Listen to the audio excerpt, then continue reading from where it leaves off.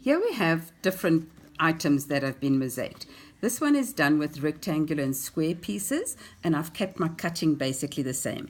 I like to use different sizes and repeat the same pattern because it brings more of a balance to your item once it's finished. Obviously you can do a pattern and you can do separate your colors, different things can be used, but generally I like to keep my things in the same shape. Because at the end of the day it will be more balanced and used.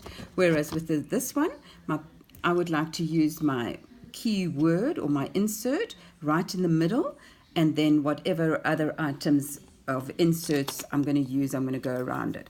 Most of my tiles I'm going to place in this manner, in the same straight line effect, and once I get to the edges, I will then just cut my tile at an angle, which I can then use for around the edge in a manner like that.